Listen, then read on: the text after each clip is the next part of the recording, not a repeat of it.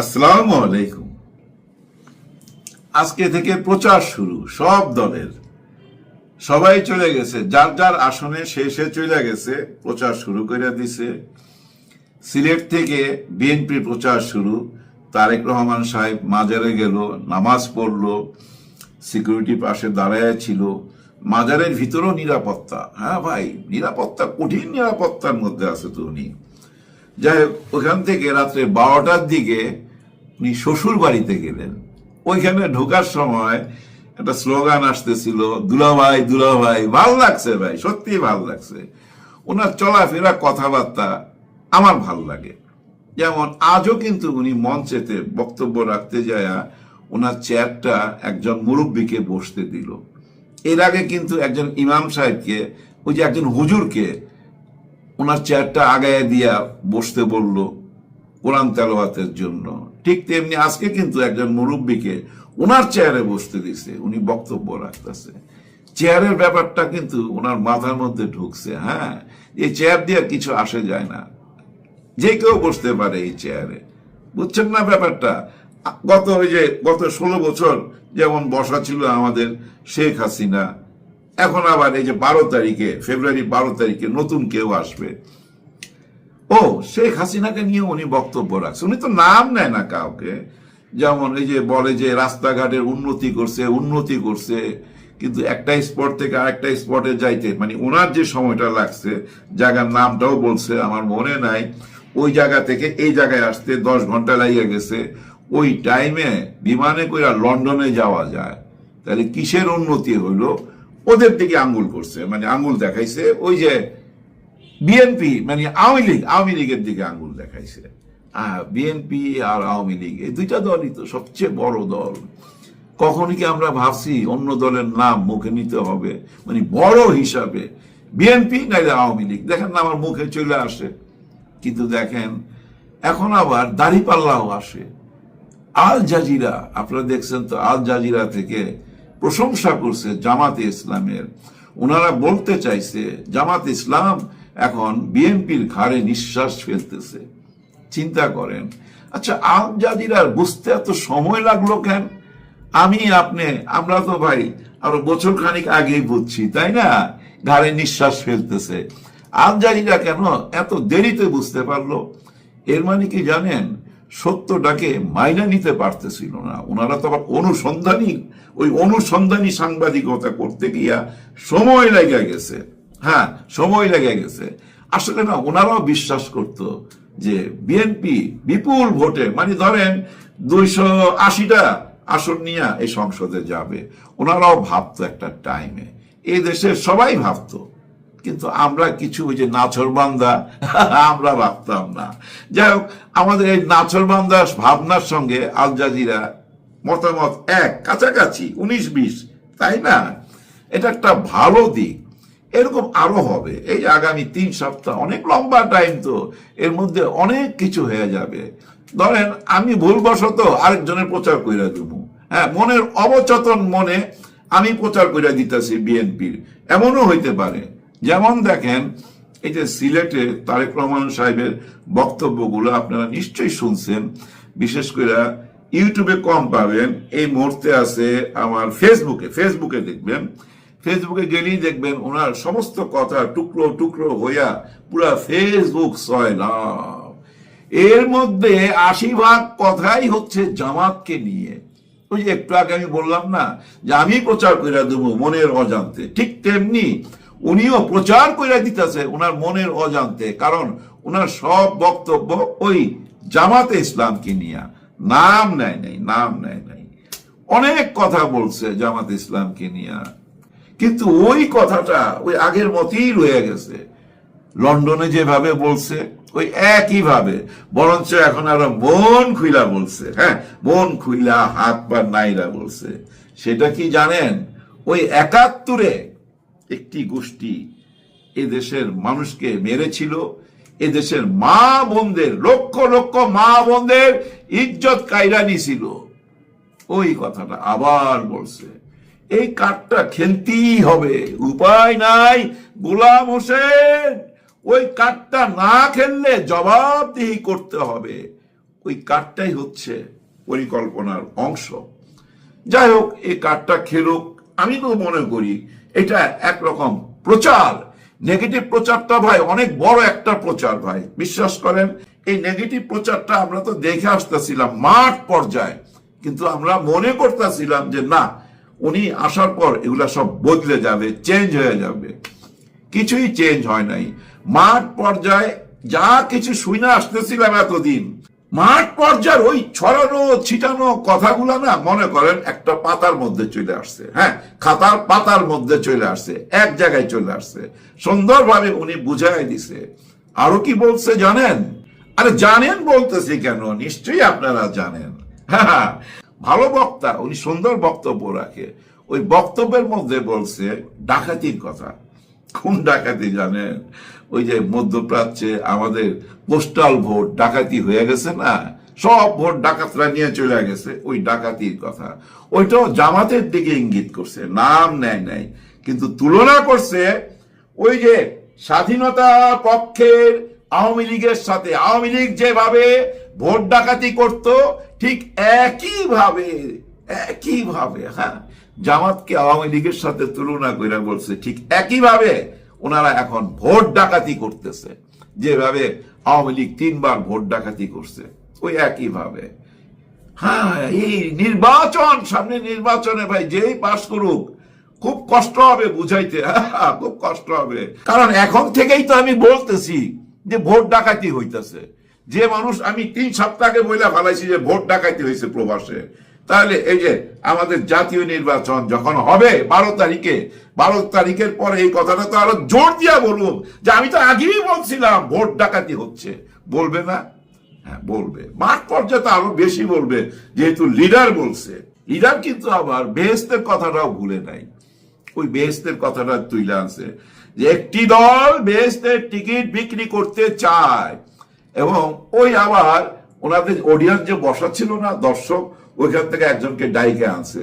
মানে কে হজ করছেন আপনারা, আমরা করছেন, হাত তুলছে অনেকে, ওর মধ্যে একজনকে ডেকে এনে ওনাকে পাশে নিয়ে বলছে, এই যে মক্কা শরীফ গেছেন, এই মক্কা কার? আল্লাহর। এভাবে শুরু করছে, বলতে বলতে মানে সবকিছু, এই পৃথিবী, আমাদের মাটি, আকাশ, সবকিছু কার? আল্লাহর, তাই না? সবাই দিয়া বলায় দিছে যে আল্লাহর, আল্লাহর। তাহলে একটি দল যে বলে বেহেশতের টিকিট দিবে, সেটা কার? সেটাও তো আল্লাহর। কেন সে শিরকি করতেছে? নাউজুবিল্লাহ, নাউজুবিল্লাহ, নাউজুবিল্লাহ। দেখেন, আমার কাছে মাঝে মাঝে মনে হচ্ছিল কি জানেন, ওয়াজ হচ্ছে। হ্যাঁ, ওয়াজ হইতেছে, সুন্দরভাবে উনি বুঝাই দিছে একটা জিনিস, যে জামাতকে মাইনা নেওয়া যাবে না, জামাতের বিচার করতে হবে। এরা মা বোনের ইজ্জত নিছে, এরা 71-এ আমাদের অনেক লক্ষ লক্ষ মানুষ মাইরা ভালাইছে। কেন এই কথাগুলা? এই কথাগুলা এই জন্যই বলার মধ্যে ভাই অনেক বুদ্ধি খরচ করছে, অনেক রকম বড় পরিকল্পনা করছে। এই বলাতে কি লাভ হবে জানেন? আওয়ামী লীগ হ্যাঁ খুব খুশি হবে, কারণ আমাদের বয়ান ওনারা বলতেছে, আমরা যে কথাগুলো বলছি 15-16 বছর বা গত 54 বছর, ওই কথাগুলোই তো বলতেছে। তার মানে আমরা কারে ভোট দেবো? ওনাদের কি ভোট দেবো? কারণ নিশ্চয় ওনারা ভিতরে ভিতরে দিল্লিতে কথা দিছে যে আমি পাশ করে আসতে পারলে আমি আপনাকে নিয়ে আসুন, এরকম নিশ্চয় একটা কথা দিছে। নাহলে ওনারই বয়ান কেন উনি বলতেছে? মাঝে মাঝে মনে হইতেছে কি জানেন, চোখ বন্ধ কইরা আওয়ামী লীগের আমলে আসি। হ্যাঁ, আওয়ামী লীগের আমলে আসি। আচ্ছা, আওয়ামী লীগ কি আবার ফেরত আসবে না? হ্যাঁ ভাই, নিশ্চয় ফেরত আসবে। সজীব ওয়াজেদ জয়ের একটা ইন্টারভিউ দেখছেন না? পশ ভদ্র, পা তুইরা সুট টুট পইরা ইন্টারভিউ দিছে। কথা কিন্তু খুব খারাপ কিছু বলে নাই। আগে যেভাবে দেখতাম উনি ওই যে 5ই আগস্টের পরে কেমন জানি কথাবার্তা বলতো, মনে হইতো যে কি জানেন, হ্যাঁ আউলে গেছে, কথার কোনো মিল থাকতো না। সকালে যে কথাটা বলছে পরদিন অন্য কথা বলতেছে, আউলা জাউলা কথা। প্রথম দিনই তো বলছিল আমরা আর দায়িত্ব নিব না, আমরা বাংলাদেশের সাথে নাই, আমার মা আর রাজনীতি করবে না, তোমাদের চিন্তা তোমরা করো, প্রথম দিন বলছিল। যাই হোক, বিবিসির সাথে ইন্টারভিউতে উনি একটা স্বপ্ন দেখাইছে, মনে হয় নেক্সট আওয়ামী লীগের দায়িত্ব উনি নিবে। কারণ উনি কিন্তু একটা কথা বলছে, সজীব ওয়াজেদ জয় ওল্ড, মানে তার মা বয়স হয়েছে রাজনীতি থেকে সইরা যাবে। যদি তার মা দেশেও আসতে পারে, অফশোরে থাকবে, তার মানে দায়িত্ব উনি নিবে। এই স্বপ্নটা কেন দেখছে জানেন? আমাদের তারেক রহমান সাহেবকে দেখা দেখছে তো, উনি নিজের চোখে এয়ারপোর্ট থেকে যেভাবে ওনাকে অনার দিয়া, সম্মান দিয়া এই দেশ বরণ কইরা নিছে, ওই থেকে কিন্তু স্বপ্ন দেখা শুরু হয়েছে। আরে আমার নানা এই দেশ স্বাধীন করছে, আমার মা এই দেশ চালাইছে, আমি কেন পিছায় থাকুম? যার জন্য উনি আওয়ামী লীগের হাত ধরবে। দেখবেন এই 5 বছর পরের যে নির্বাচন হবে না, এই নির্বাচনে আওয়ামী লীগ নির্বাচন করবে। আর এই জয় একদিন আসবে। এই জয়কে কিন্তু এইভাবে দেখবেন আমাদের পুলিশ, আর্মি এইভাবে গাড়ির পিছনে দৌড়ায় দৌড়ায় নিয়ে আসতেছে। আসবে এই দেশে ভাই, কনফার্ম থাকেন, যদি তার হায়াত থাকে। সজীব ওয়াজেদ ভাই না, আসেন আপনি, আপনার জন্য দেশের নাগরিক, বিশেষ করে আওয়ামী লীগ যারা করে তারা তো অপেক্ষা করতেছে। সজীব ওয়াজেদ জয় যখন আসবে, ঠিক তারেক রহমান সাহেব যে ইজ্জতটা পাইছে, ওই একই ইজ্জত, একই দৃশ্য আপনারা দেখতে পাবেন। যদি বিএনপি ক্ষমতায় আসে, নিশ্চয়ই এই দৃশ্যটা আপনারা দেখতে পাবেন।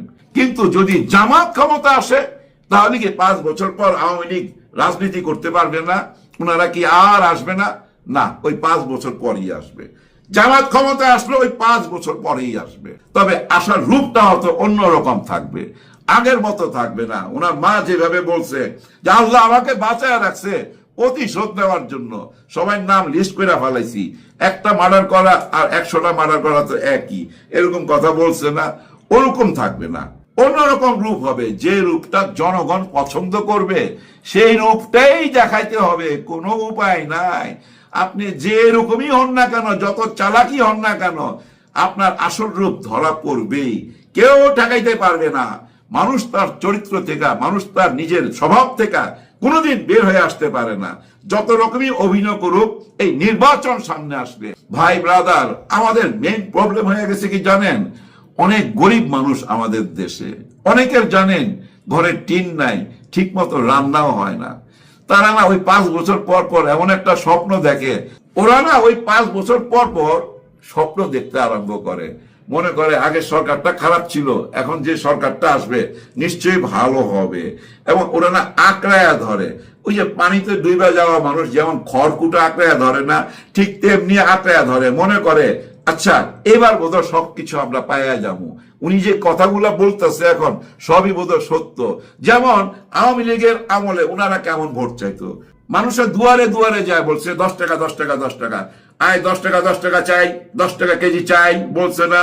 ওই যে ব্ল্যাকে যেমন টিকিট বিক্রি করে, ঠিক তেমনি আয় 10 টাকা 10 টাকা করে চাই দিয়ে দিছে। সবাই খুশি হইয়া একটা স্বপ্ন দেখছে। হ্যাঁ, গরিব মানুষ ভাই আবার স্বপ্ন দেখতে আরম্ভ করলো। যার পাতিলে চাল নাই, যার ঘরে টিন নাই, সে স্বপ্ন দেখতে লাগলো যে পেট ভরা তাহলে 2 বেলা খাইতে পারুম। কিন্তু ক্ষমতা আসার পর কিচ্ছু পাইল না।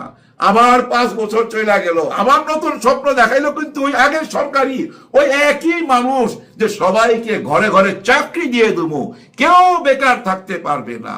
আবার ভোট হইলো, দিনের ভোট রাইতে হয়ে গেল, ভোরের ভোট বিকালে হয়ে গেল, এইভাবে ওনারা আবার সরকার গঠন করলো, কিন্তু তাও আবার চাকরি পাইল না। হ্যাঁ, চাকরি পাইছে, কারা চাকরি পাইছে? ওনার দলের লোক। আগেই দেখছে ভাই গোপালগঞ্জে বাড়ি কিনা, ওনার দল করে কিনা, ওইভাবে চাকরি পাইছে। কিন্তু এই সাধারণ মানুষ যারা শুধুই ভোটার, যারা কোনো রাজনীতি করে না, তারা কোনো সুযোগ সুবিধা পায় নাই। তাদের মন বারবার ভাঙছে। এই দেশে যতবার নির্বাচন হয়েছে ততবারই মন ভাঙছে। আবার যদি আমরা আবার মন ভাঙা দিতে চাই তাদের, তাহলে মানুষ একদম আশাই ছেড়ে দিবে। কিন্তু মানুষ কি ওরকম বেকুব আছে এখন? আমার তো মনে হয় না ওরকম বেকুব আছে যে আপনি আবার 10 টাকা চাইলের মতো, আবার চাকরির মতো, আবার সেই লেমন জুস আর চকলেটের স্বপ্ন দেখায়া ভোট নিতে পারবেন। কিন্তু সঠিক একটা নির্বাচন হবে কিনা সেটা বড় প্রশ্ন। কারণ এই যে প্রবাসী ভোটগুলা যে ডাকাতি হয়ে গেল, এখনই এত বড় অভিযোগ, তখন কি এই ধরনের অভিযোগ আসবে না? নিশ্চয়ই আসবে। আর সেটা বন্ধ করার জন্য ওই যে সিসি ক্যামেরা, যেটা সরকার আমাদেরকে কথা দিছে, প্রত্যেক ভোট কেন্দ্রে সিসি ক্যামেরা থাকবে। এবং ওই ভোট কেন্দ্রের বাইরে কি করতে হবে? পাহারাদার লাগবে ভাই। যেভাবে আপনারা জাহাঙ্গীরনগর বিশ্ববিদ্যালয় পাহারা দিছিলেন 2-3 দিন, ঠিক সেইভাবে পাহারা দিতে হবে সমস্ত ভোট কেন্দ্রে। পাহারাদার যদি না থাকে তাহলে ভোট নিরপেক্ষ হবে না।